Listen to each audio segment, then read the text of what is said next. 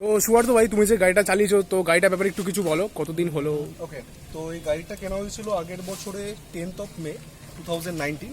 আচ্ছা তো এটা মোটামুটি এক বছর ক্রস করা হয়ে গেছে, 3টে সার্ভিসিং কমপ্লিট হয়ে গেছে। আচ্ছা তো এটা অ্যারাউন্ড খুব একটা বেশি চলেনি, এটা অ্যারাউন্ড 2000 কিলোমিটার মতো চলেছে। আচ্ছা। তো এটা আছে NS200 BS4 মডেল। BS4। আচ্ছা। BS4 এখন আর পাওয়া যাচ্ছে না, এখন BS6, যেটা কিনা একটু চেঞ্জ হয়েছে। কি কি চেঞ্জ হয়েছে আমি বলবো। ফার্স্ট অফ অল, এটা আছে কার্বোরেটর ইঞ্জিন। আচ্ছা। BS6 এ ফুল ইনজেক্টেড ইঞ্জিন আছে, প্লাস ক্যাটালিটিক কনভার্টার রয়েছে। আচ্ছা। প্রবলেম কিছু সেরকম চেঞ্জ হয়নি, হয়তো গাড়ির পাওয়ার একটু কমে গেছে। এটা অ্যারাউন্ড ছিল 19.5 নিউটন মিটার, আর BS6 হওয়ার পরে সেটা 18.5 নিউটন মিটারের কাছাকাছি চলে গেছে। খুব একটা ডিফারেন্স তোমরা পাবে না। কোথায় ডিফারেন্স পাবে? মাইলেজে ডিফারেন্স হয়েছে। এটা অ্যারাউন্ড সিটিতে মাইলেজ অ্যারাউন্ড 40, হাইওয়েতে 45। আর এখন সেটা বেড়ে গিয়ে সিটিতে অ্যাটলিস্ট মাইলেজ দাঁড়িয়েছে প্রায় 45 এর কাছাকাছি, হাইওয়েতে আর একটু বেশি। তো BS6 এর ব্যাপারে আমি বলবো না, BS6 তোমরা স্পেসিফিকেশন দেখে নিও, BS4 মডেলের কথাই বলবো। তো আপাতত এটা সিঙ্গেল চ্যানেল ABS রয়েছে, আর এখান থেকে RLP সিস্টেম রয়েছে রিয়ার টায়ারে। তো রিয়ার লিফট প্রোটেকশন যেটাকে বলে সেটা রয়েছে। আর এখানে আপসাইড USD ফোক দেয়নি, ইট ইজ নর্মাল থিং। আর brakes are good, very responsive brakes. আর কিছু সেরকম প্রবলেম আমার কোনোদিন ফেস করতে হয়নি। আচ্ছা, একটা হচ্ছে কুলিং এর ব্যাপারে বলে রাখি, এটা এখন লিকুইড কুলিং রয়েছে। আচ্ছা। আর যেটা কিনা BS6 মডেল, সেখানে তোমরা ফুল ইনজেক্টেড কুলিং পাবে। খুব একটা ডিফারেন্স কোনো কিছু নেই। তো কুলিং এর ব্যাপারে I think it will be good.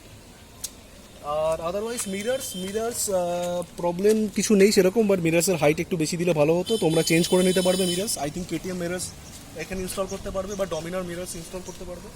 Problem কিছু নেই। আরেকটা যেটা করলে হয়তো বাজাজ ভালো করতো, সেটা হচ্ছে এখানে LED ল্যাম্প দিত। LED ল্যাম্প জায়গায় নর্মাল বাল্ব দিয়েছে, তো ওটা একটা ব্যাপার। তো LED ল্যাম্প এখন সব গাড়িতে দিচ্ছে, কিন্তু এখানে LED দেয়নি কেন সেটা আমাদের জানা নেই। ওটা মনে হয় BS6 এ দিয়েছে নাকি? BS6 I am not sure LED দিয়েছে কিনা। বাজাজের একটাই যেটা ব্যাপার, সেটা বাজাজের ফিচার খুব একটা বেশি থাকে না গাড়িতে, কিন্তু পাওয়ার বা engine quality is very good. Very good. আর সব থেকে অসাম লাগে সাউন্ড কোয়ালিটি। আর এটা ট্রিপল স্পার্ক ইঞ্জিন রয়েছে, যেটা বাজাজের GTSI ট্রিপল স্পার্ক ইঞ্জিন। হ্যাঁ। সেই ইয়েতে বানানো। সামনে মনোশক সাসপেনশন রয়েছে, আর এখানে পেছনে সাসপেনশন ইজ ভেরি গুড। কোনোদিন কোনো রকম বাম্পি রোড বা সামথিংয়ে কোনো অসুবিধা হবে না। এই গাড়িটাকে তোমরা ট্যুরিং পারপাস একদম একদম মানে সিটি কমিউটার হিসাবে অথবা ট্যুরিং পারপাস বোথ ইউজ করতে পারবো। যেটা মেন ব্যাপার, সেটা হচ্ছে প্রপারলি সার্ভিসিং টাইমে প্রপারলি মেনটেনেন্স, ব্যাস এইটুকুই করতে হবে। তাছাড়া কোনো ইস্যু নেই। বেসিক্যালি গাড়িতে এখন অবধি কোনো প্রবলেম বা সামথিং কোনো কিছু আমরা দেখিনি।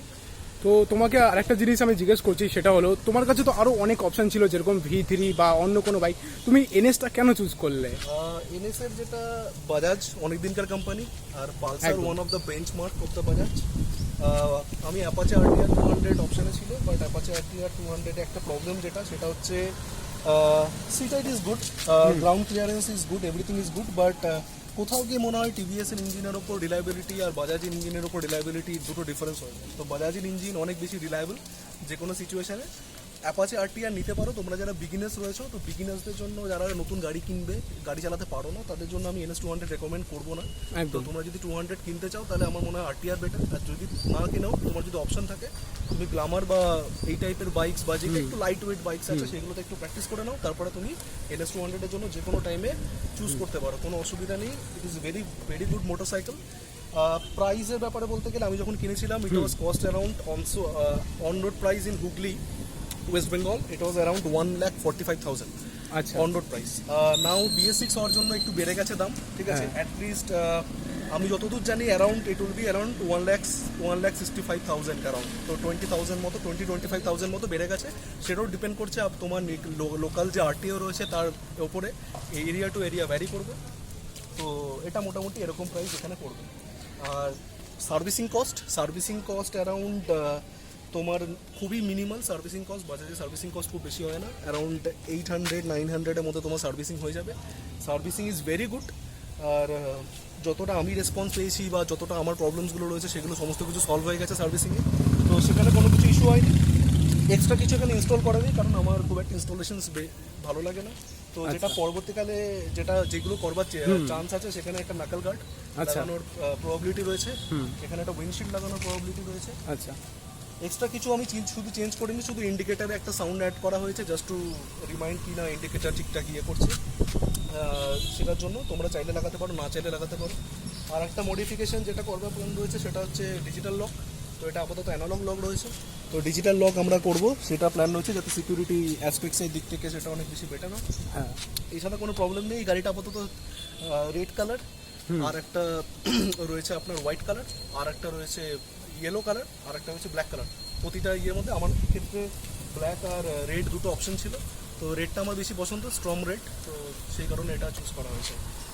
আর এছাড়া কিছু নেই, এখানে আপাতত ইঞ্জিন গার্ড লাগানো রয়েছে, এটা পরবর্তীকালে এক্সটেন্ড করা যেতে পারে। তো তোমরা যদি করো তাহলে আমি রেকমেন্ড করবো জানা যদি লাগাতে পারো is better, quality is very good. তো সেটা পরে ইনস্টল করার প্ল্যান হচ্ছে, আপাতত সেরকম কোনো কিছু করা হয়নি। আর ব্রেকস এভরিথিং ইজ গুড, কোনো ইস্যু নেই, শুধু মিরারটা একটু বেটার হলে হয়তো ভালো হতো, আর সামনে হয়তো এলইডি ল্যাম্পটা হলে হয়তো ভালো হতো। Indicators quality not so good, but ঠিক আছে, ইটস ওকে। তো পরবর্তীকালে হ্যাঁ, ইন ফিউচারে হয়তো। হয়তো হয়ে যেতে চেঞ্জ পারে। হবে, হয়তো কেটিএম হ্যাঁ। ইন্ডিকেটার্স বা সামথিং এখানে ইনস্টল করা যেতে পারে। আচ্ছা, বলছি কেটিএম এর শোরুমে কি এখন পালসারের সার্ভিসিং হচ্ছে? এক্স্যাক্টলি আমার জানা নেই, মোস্ট প্রবলি হচ্ছে না, বিকজ ওদেরও ব্যান্ডউইথ খুব কম আছে, এমপ্লয়ি খুব কম লকডাউনের টাইমে। আচ্ছা, তো হয়তো কেটিএম এ বাইকেরই সার্ভিসিং হচ্ছে, বাজাজের ক্ষেত্রেও খুব লিমিটেড গাড়ি সার্ভিসিং হচ্ছে। তো অ্যারাউন্ড 9:30-র মধ্যে রিপোর্ট করতে হয়, তবে গিয়ে সেই গাড়িগুলো রেজিস্টার্ড হয় পার্টিকুলার লকডাউনের জন্য। অনেক ভালো করে গাড়ি স্যানিটাইজ করা হচ্ছে, সমস্ত কিছু প্রপারলি স্যানিটাইজ করে, সমস্ত কিছু প্রপারলি প্রিকশন নিয়ে গাড়ি হ্যান্ড ওভার করা হচ্ছে। তো আমার মনে হয় না খুব একটা কোনো ইস্যু হবে এই টাইমে। তো সার্ভিসিংয়ের জন্য বা কোনো গাড়ি কেনবার জন্য it is the best option, কারণ এখন মার্কেট ঠিক আছে। আপাতত গাড়ি মার্কেট এখন আবার রিভ্যাম্প করেছে লকডাউনের পরে, তো সেই দিক থেকে বলতে পারবো যে নেওয়া যেতে পারে এখন। NS200 is very good option, তো NS200 তোমরা চুজ করতে পারো। আর অ্যাগেন বলছি, এটা বিগিনার্স বাইক নয়, তো তোমরা আগে ভালো করে প্র্যাকটিস করে নাও কোনো লোয়ার সিসির বাইকে, আচ্ছা, লোয়ার ওয়েটের বাইকে। এই পালসার 220 আগে কি তুমি অন্য কোনো বাইক চালিয়েছিলে? গ্লামারে আমি আচ্ছা। প্র্যাকটিস করেছিলাম বেশ কিছু আচ্ছা। বছর, আমি গ্লামার চালিয়েছি, তারপরে এটা NS200 নিয়েছি, তো এটা খুব ভালো অপশন। আর সেকেন্ডলি সেরকম কিছু বলার নেই। আর টেল ল্যাম্পটার ব্যাপারে কিছু বলতে চাও? Tail lamps is not very good, but it's okay, মানে ঠিক আছে, ইটস লাইক কোনো অসুবিধা নেই এখান থেকে। আর এখান থেকে প্রপারলি গার্ড দেওয়া আছে, তো খুব একটা প্রবলেম এখানে হওয়ার কথা নয় বেসিক্যালি। আর seat is very comfortable, very comfortable. I think pillion ride I think খুব একটা কিছু প্রবলেম হবে না। Seat height is good. Seat height একটু যারা কিনা মোটামুটি 5'6" বা 5'7", তাদের ক্ষেত্রে সিট হাইট অনেক বেশি কমফোর্টেবল। একদম। কিন্তু আমার 5'6" এর নিচে হলো, আমি যেহেতু অনেকদিন থেকে বাইক চালাচ্ছি, আমার ক্ষেত্রে খুব একটা প্রবলেম নেই। তো তোমরা যদি প্র্যাকটিস করো, I think seat height is not an issue. আর এটা কার্বো ওয়েট অ্যারাউন্ড রয়েছে 155 কিলো, একটু heavier than Apache RTR and R15। But বলবো যে যদি তোমরা মানে ভালো করে প্র্যাকটিস করে থাকো লোয়ার সিসির বাইকে, তাহলে এটা প্রবলেম হওয়ার কোনো কথা না। Basically weight is not an issue. তো হয়তো প্রথমে একটু হভারিং করতে বা সামথিং হতে 1 কষ্ট মতো সময় লাগে, বাট আস্তে আস্তে আই থিঙ্ক এটা প্র্যাকটিসের মধ্যে চলে আসবে। ঠিক আছে।